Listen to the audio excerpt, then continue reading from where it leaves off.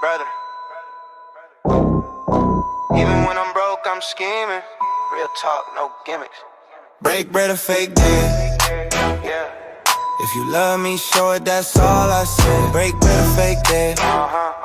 Don't wait till I'm gone just to show respect. Break bread or fake dead. Yeah. I'm tryna make plays, not beg for a check. Break bread or fake dead. For real, for real. If I ever looked out, don't forget that day. I ain't rich, but I move like I'm chosen. Same fit, same dream, still focused. Bill stacked, but I still thank God. Ain't complain once, I just play my odds. They see peace, but they don't see stress. They see the smile, not the pain I digest. If you my dog, then ride with intent. Don't care love, I know what that meant. Break bread or fake dead. You know who real when it's time to spread. Break bread or fake dead. I've been real, never switch for bread. Came from the bottom, but I don't feel low. Had to let some fake vibes go. Still keep it solid, that's nightish cold. Never hate, just stick to the road. It's folks that smile but don't mean it. Love ain't love if you never seen it. I'm just saying, help me win a little. Don't wait till I'm gonna spin a red on beg. I'll build. But if you real, you help to feel. Break bread, that's how love spread. Night is cold, town lit. Break bread, fake dead. Yeah. I'm still grinding, watch how I tread. Break bread, fake dead. Don't show LA when the table's fed. Break bread, fake dead. Yeah. If you with me, then mean what you said. Break bread, fake dead. I don't need much, just respect my bread. Real talk, no hate, no cap. Open soul forever.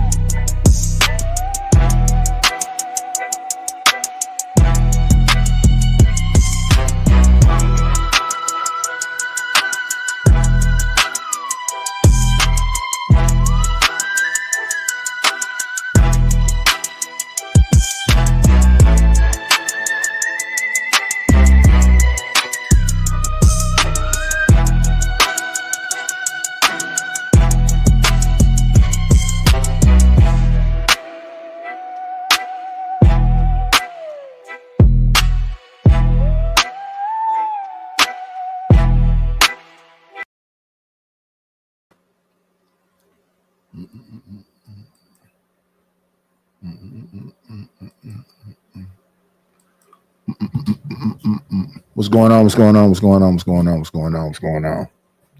Yeah. Let me see. I want to listen to some music. Just a little bit. Just a little bit. Just a little bit. Just a little bit. Turn that. What is today? Today is Thursday. Let's see. Let's just get rid of this. And get rid of this. Then we can go grab a couple.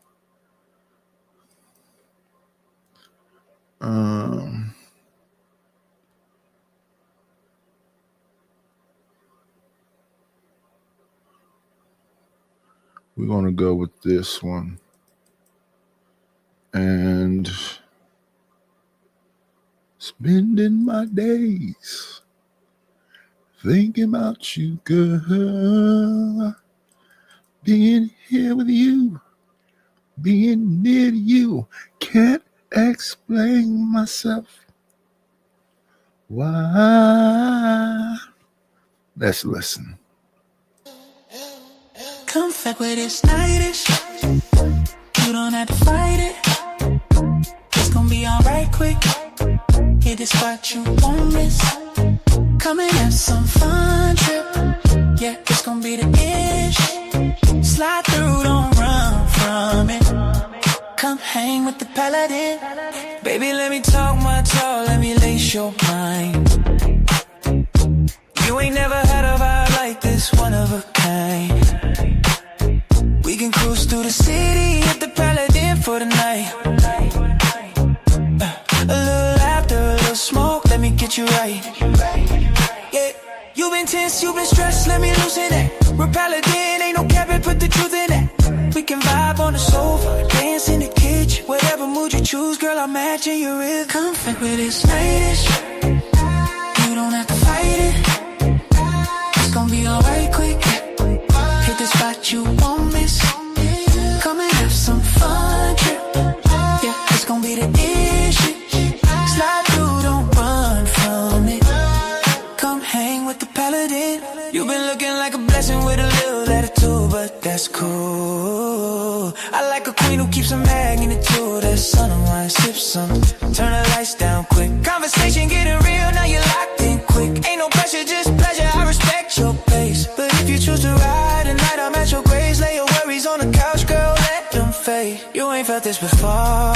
Let the energy take over. Lost in this vibe, let me hold you closer. No rush, it's your night. We just coast. Come back with this nightish. You don't have to fight it. It's gonna be alright quick. Hit the spot you won't miss. Come and have some fun trip. Yeah, it's gonna be the issue. Slide through, don't run from it. Come hang with the paladin. Paladin, paladin, paladin, paladin, paladin, paladin, paladin, paladin, paladin, paladin, paladin, paladin, paladin. Come hang with the paladin. Don't forget this.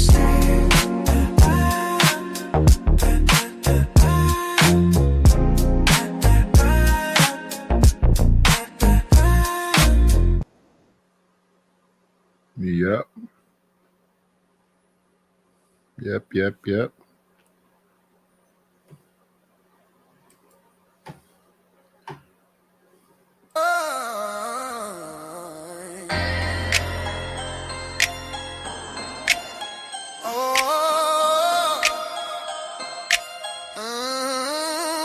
Come on, get at me. We ain't dying in these streets. I've been climbing through the fire. Ain't nobody stopping me. Come on, get at me. We gon' stomp till we break free. Pressure on me, I don't fold. We gon' rise up out these streets. I've been I'm grinding with a purpose, I ain't ducking no smoke. If the world throws shade, let it hit, I don't choke. I'm the night with the flame, I'm the one that can't break. Put my pain in the ground and it rolls on my face. Every night had weight on my chest like iron, but I kept swinging through the flames, I'm still firing. Talk tough, prove something, I'm the one who stand firm. Turn losses into lessons, let the whole hood learn. These streets made noise, I just move with precision. Every block tried to stall me, but I cut that division. Now I'm back with the vision, let the bass lines preach. From the struggle to the crown, we living out these streets. Come on, get at me. We ain't dying in these streets, I've been climbing through the fire. Ain't nobody stopping me. Come on, get at me. We gon' stomp till we break free. Pressure on me, I don't fold. We gon' rise up out this street. Ain't no backslide, ain't no fear in my walk. I done bled through the nights, turn that pain into talk. Turn talk into moves, turn moves into wins. Turn wins into wisdom, now I'm built through with sin. Ain't no safety nets here, so I'm pushing with force. Cutting through every wall like I'm setting the course. If the world won't smoke, then the world get heat. But I'm focused on the fam, get them up off these streets. I ain't never been timid, I ain't never been shook. Everything that I lost left a scar I took. But the night don't quit, yeah, I'm built from grief. Now I'm standing in the storm like the eye of the beast. Come on, get up. We ain't dying in these streets, I've been climbing through the fire. Ain't nobody stopping me. Come on, get it. We gon' stomp till we break free. Pressure on me, I don't fold. We gon' rise up out these streets.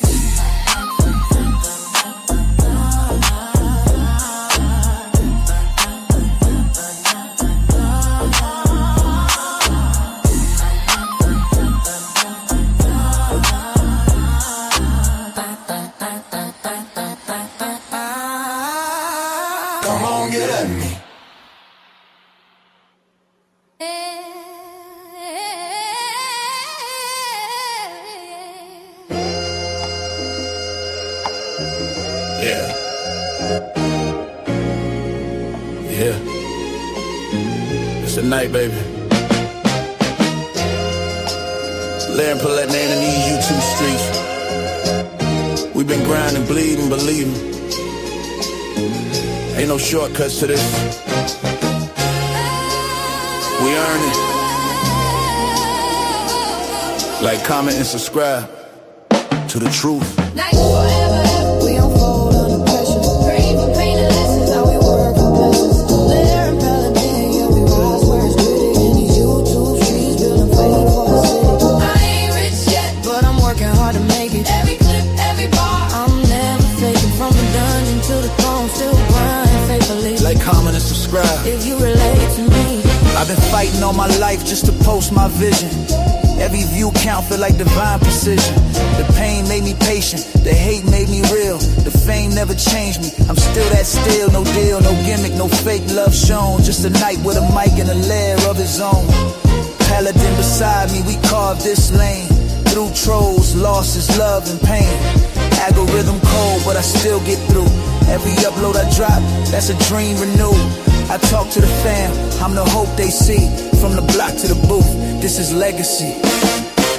Nice world forever. We don't fold under pressure. Came from pain and lessons. Now we work for blessings. Lair and Paladin, yeah, we rise where it's gritty. In these YouTube streets, building faith for the city. I ain't rich yet, but I'm working hard to make it. Every clip, every bar. I'm never faking. From the dungeon to the throne, still grind faithfully. Like, comment, and subscribe if you relate to me.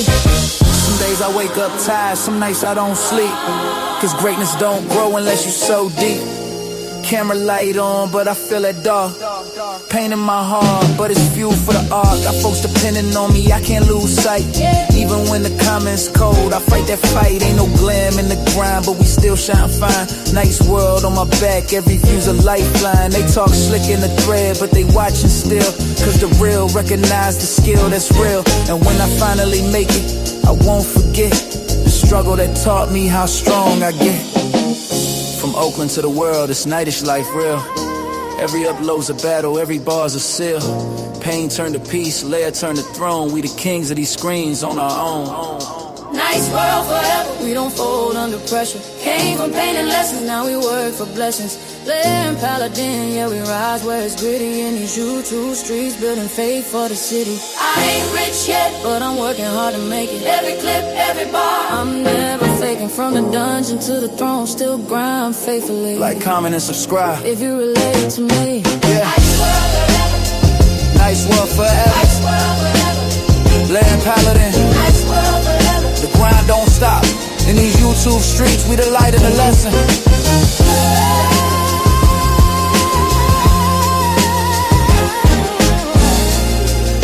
Hey, subscribe to the movement. That's right. That's right. That's right. That's exactly what we want you to do. Subscribe to the movement. Let me see. Let me see. Shout out to the dub. Let me see. Fair use, fair use. Let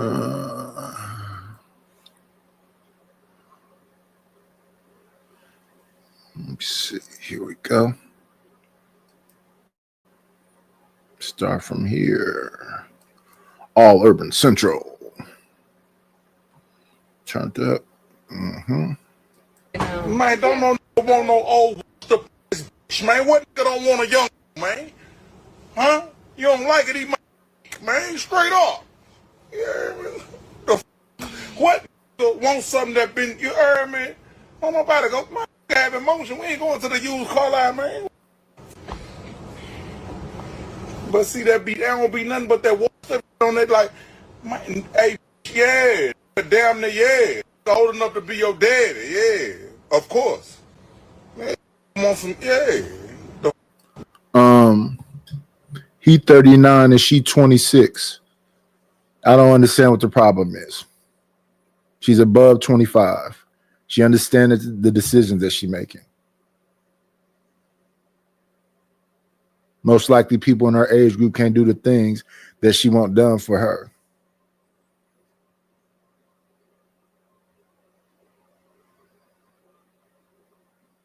Kevin Gates with a message. Don't, no, one, want, no, washed up. Ugh.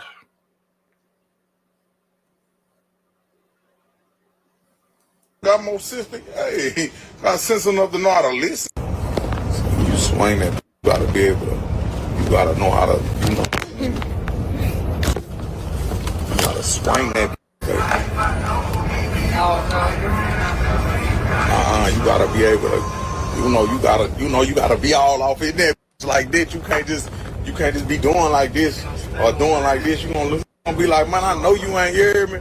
You ain't never been, you know. What does that mean? Babe, It's about keeping you confused, keeping you discombobulated. Like I used to say, I know how to do the loop-de-loop. Back when we was going, the slang back then was a whoop-de-whoop.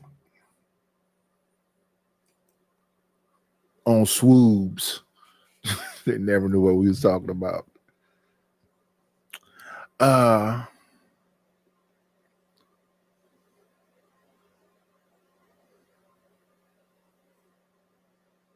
Shout out to those who get it. What's going on with the Kev Gates man now? So he had what's her name? Derica? Is that her name? And then he was with Brittany Renner. Now he got him a young 26-year-old. Is she famous? Is he gonna make her famous? it mean a lot. It's something real serious with this man. It's something serious. I'm talking about all the way, retired. This something serious, man. You gotta really be serious to know this. Shout out to the shout outs. Kevin Gates said, "Eat my D." Crashes out after being asked why his girlfriend is 26.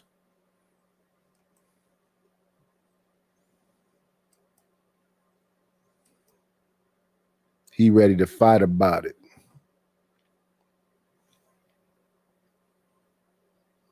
And maybe more. Okay. Let's pivot.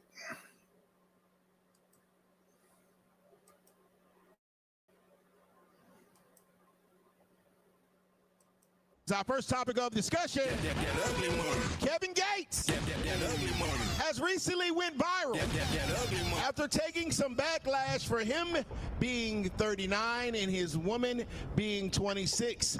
And he said, I quote, "Don't nobody want none of them washed up old hoes." What? First and foremost, has anyone heard it? Has everyone heard it? By raise of hands, everybody heard Kevin Gates? Yeah, I heard. Okay. What is your thought process on Kevin Gates not wanting to date women his age? And we will start with Chrissy Bands. Oh, I feel no type of way because he wasn't talking about me, Right. so it don't apply. I can't relate. We're still talking, Chrissy Bands. How the show works. Give her the mic back. Thank you.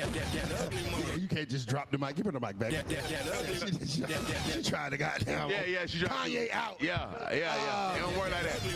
So when he said the term "washed up old hoes," do you feel that was offensive, or is that his opinion? Well, that was very mean to say. I mean, he tripping on that. You know, I'm pretty sure them washed up hoes he was talking about are the very same ones that support him. So, I mean, at the end of the day, like, that was disrespectful. But I don't know. I don't feel no type of way because he wasn't talking about me. He ain't say Chrissy Bands. Right. He got to put a... He ain't say Chrissy Bands, Yeah, so you all right. Bands. Okay. Yeah. What percentage of old hoes are washed up? Damn, I don't even know. I don't even hang around them. You don't hang around old hoes, or you don't hang around washed up hoes? Neither. You don't hang around hoes, period. I don't even know what that is. There it is. I like it. Miss Mandy. Same question. Kevin Gates has recently went viral for dating a younger woman. What is your thought process on men continually to date younger in today's climate? Wow, that's a good question. A lot of older males do. Put the mic right there. A lot of older males do date younger women. I was just about to They don't like older women. I mean, so. Why do you think that is? Why? same thing. I think it's wet. I guess. I mean. Wet. Yeah. Elaborate on wet. Younger women are more. It's more tighter. Oh my goodness. Oh my goodness. Oh my goodness. You gonna let them set you up like that, young sister?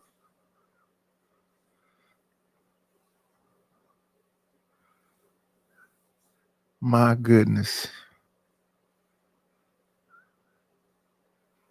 My goodness. It's more wetter and it's more tighter. Wetter. I mean, Put the mic. guess, you know. Put the mic close so we can hear what you're I saying. just told you she wasn't going to talk about put the mic close by your mouth so we can hear what you're saying. Okay. There you go. More tighter, more wetter. I guess, you know, Michi know this question. Okay. Disagree. You date a younger woman now, don't you? I have dated younger, and I'm celibate. Okay. But I have dated younger, yes. So in your opinion, the younger women's pussy is tighter and wetter than the older women's pussy? Bruh, that's... I didn't say. She said what she said. Free game alert. Free game alert. Oh yeah, that's a fact. That's a fact. I'm not triggered. I'm waiting to hear your response. I ain't got no response. Savvy, you say you disagree. Why do you disagree with men dating younger women? Or what did you disagree with? I actually disagree with her comment that younger women are wetter and tighter because I'm 41. Right. Okay, so I'm the auntie, and You say you auntie still stand on business. I'm Auntie Aquafina. Okay, so Oh my goodness.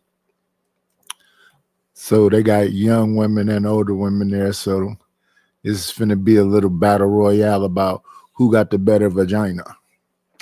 This is wild.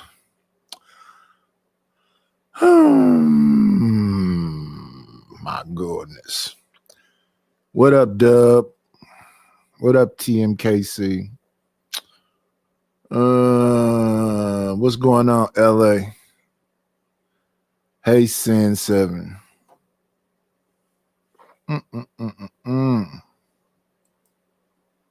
She says she the auntie. I'm not going for that, but most men, okay, thank you, okay, because, but I do agree with you, Queen, when you say that most men go for younger women. That's because older women like me, and my age, aren't doing what the younger women are doing, except for me. What is not doing? Except for me. What is not doing? What are older women? What are they not doing to older women? A lot of times the younger women are more, Just say eating ass. Just get to it. You don't have to beat around the bush. You the auntie. they're more willing to be groomed, if you will. Why do you got to make it sound? Grooming is a predatory. Sounds crazy. It's not predatory, but they're willing to be. Younger women are willing to have the daddy complex. Okay, like they're willing to. Yes, they're willing to do a lot more. A lot more meaning what, ma'am? Okay. Shut the fuck up, yeah. A lot more. Meaning being a woman. Yes, they shut up a lot more. So let me see. Let me help wrap it out. This is the Paladin. Paladin. The Paladin. Paladin.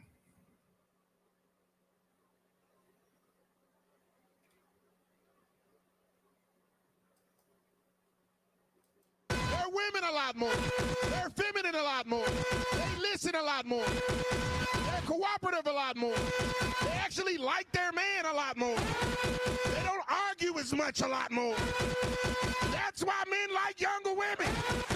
If I got to fight to be with this, in Kevin Gates' term, washed up old bitch, and I can be peaceful with this beautiful young shit, then why would not be with the beautiful young shit a lot more? And heaven forbid I want to have more kids. The ovaries is dried up a lot more. I'm just saying there's a lot of things that younger women do that older women don't do a lot more. Okay, so you're generalizing because there's a lot of older women that I'm talking about majority.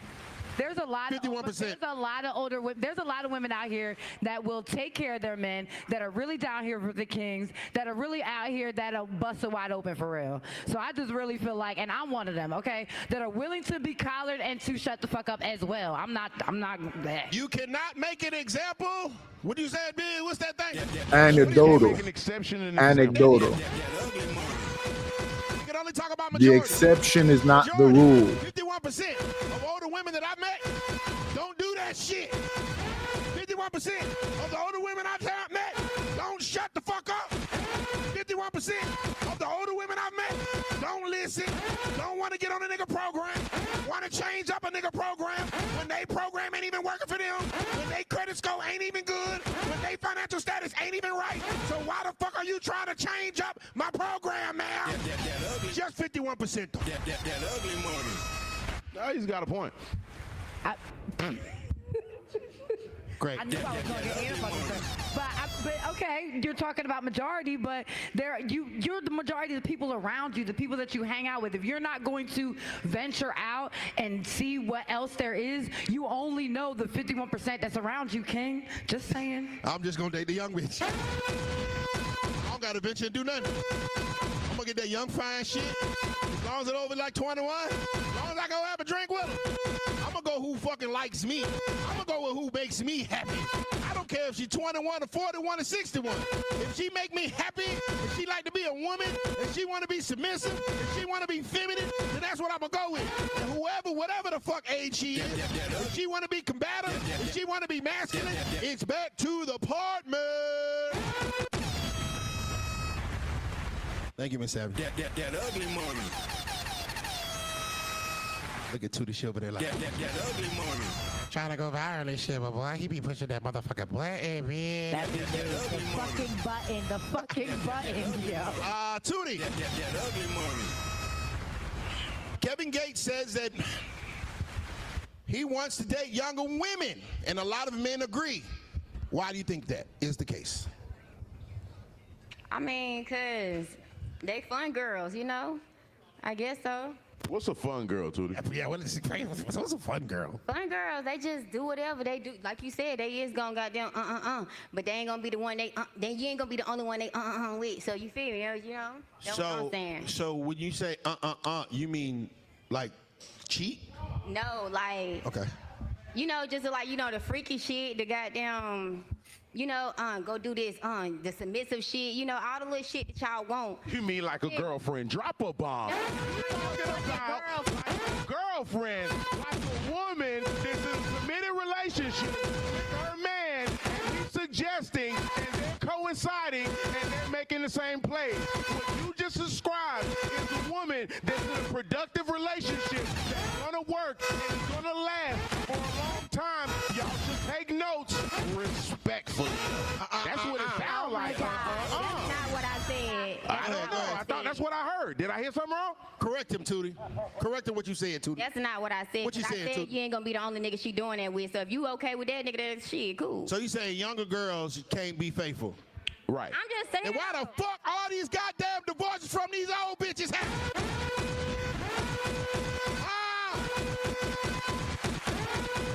Why is over 51% of paternity tests turn out that nigga is not the daddy?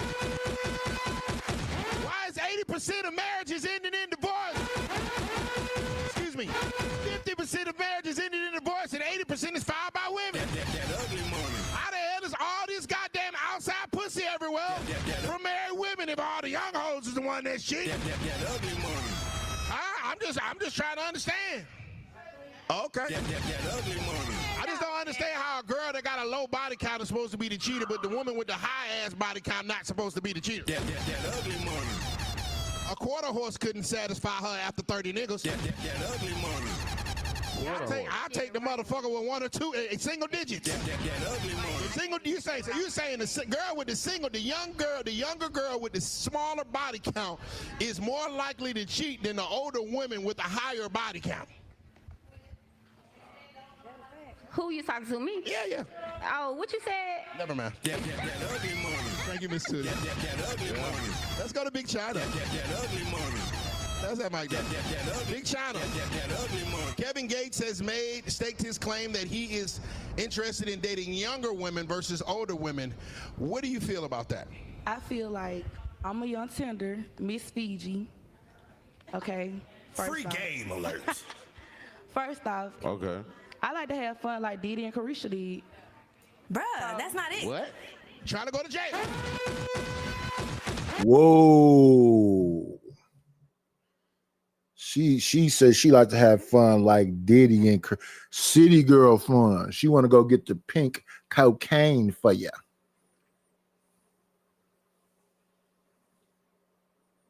She want to call the Punisher.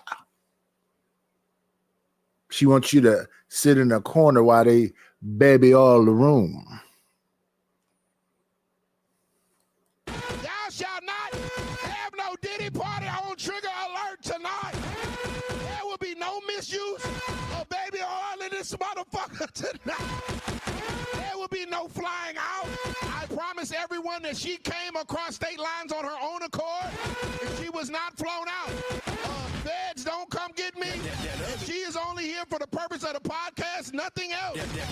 This is not a Diddy party.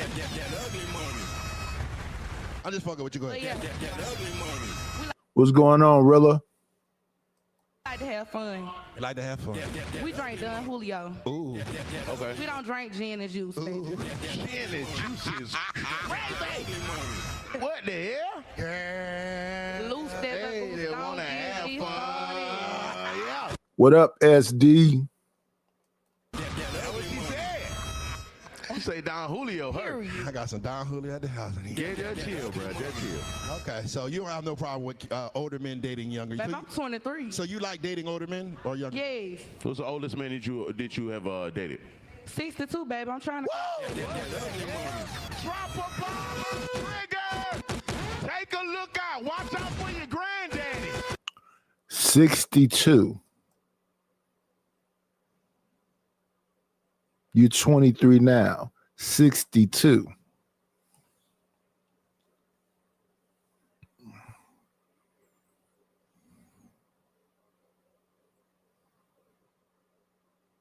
$62 is crazy. And she looking for 62. It's crazy. It's wild.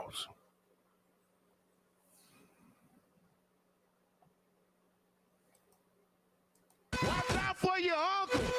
China's on the prowl. And if that nigga got a bankroll and he talking like he's spinning, he gonna goddamn get slid. Right up out of that goddamn bankroll. SSI check fucked up. On your granddaddy and your uncles around China. Cause she don't play no motherfucking games.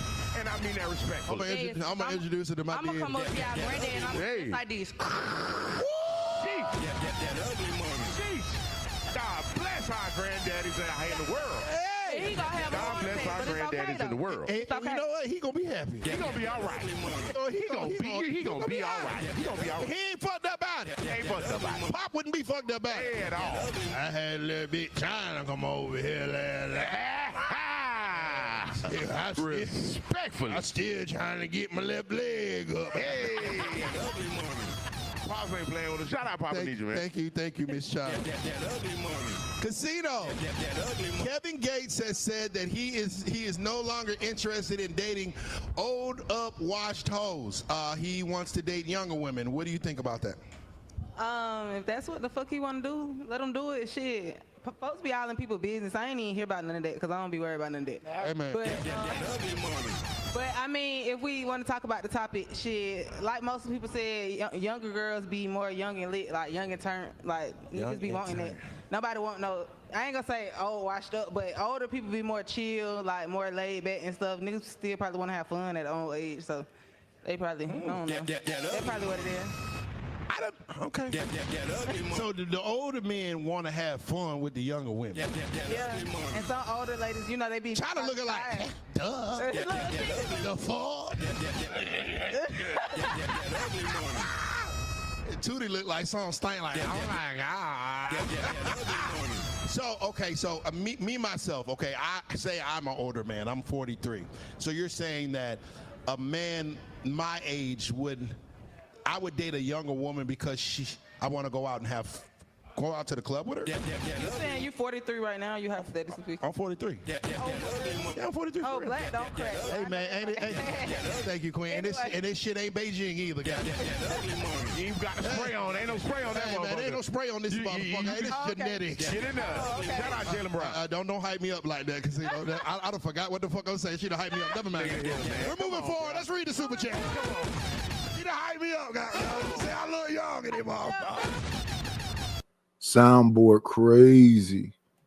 We just gonna wear the soundboard out. What up, Lord ADS? Soundboard is just oversaturated. But that's the way he run his thing.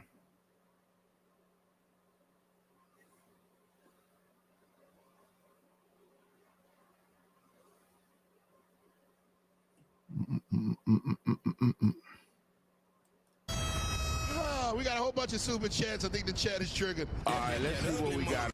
Ain't no way in hell. The older they get, the more they don't listen. The older they get, the more they stuck in their way. You see how you be talking right now? You see how everybody else shut the fuck up? That's because you older than that. Look at, put the camera on and look how quiet everybody is. You been interrupting me the whole goddamn episode. I love you to death, Savvy, but you delusional as fuck.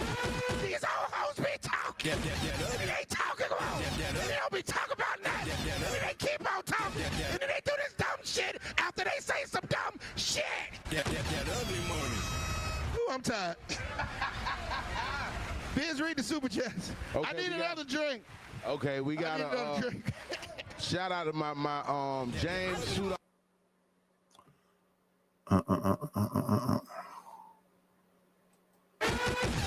Respectfully, we don't want to hear that goddamn. Women doing that? Is that not? I'm gonna try Is to. that not mostly younger women doing that? I don't Is smoke that not cigarettes, mostly younger and I women don't doing that smoke and weed. other drugs? I drank Don At least Julio. we peaceful. Shit, I'm you come in my 23. house, it's peaceful than a motherfucker. Okay? Hold on. Peaceful than a This is bitch in an my older shit. woman. Just what I thought was gonna happen. Just what I thought was gonna happen.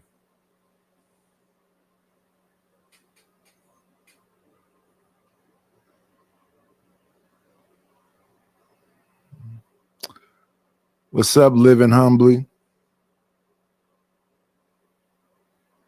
I knew they was gonna get the older women to go get in the back and forth with the younger women. I just said give it a second. They put another older woman from who knows where. Yeah.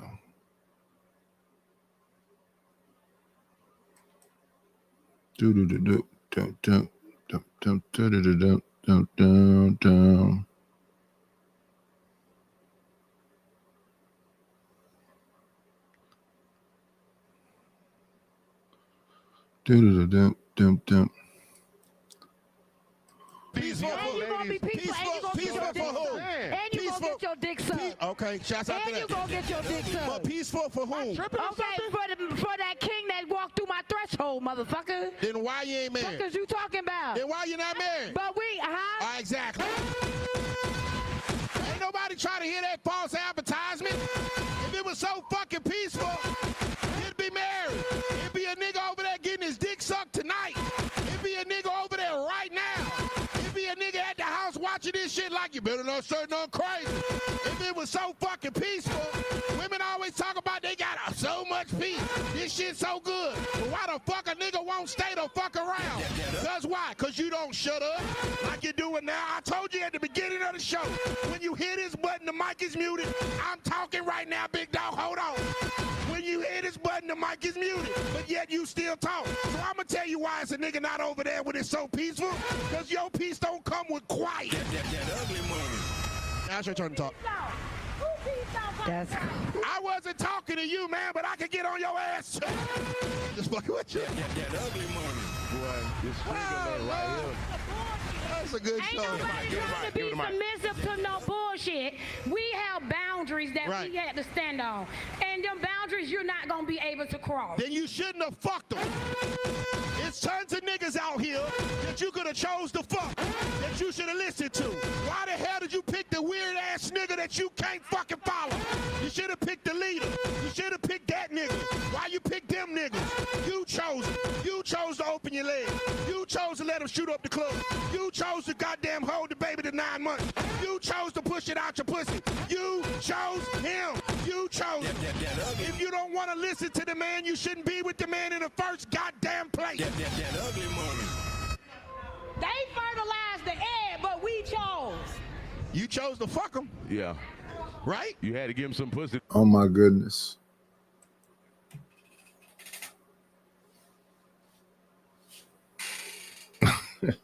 Oh my goodness. It's a lot going on. I wonder what it sounds like in there.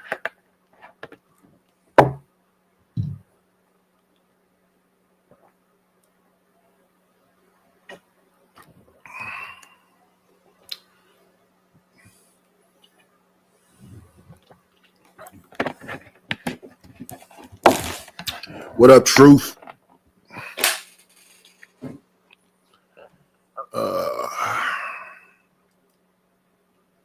The fertilizer. Talking to the mic. Talking to the mic. Jackie. triggered. She don't want- That ugly money.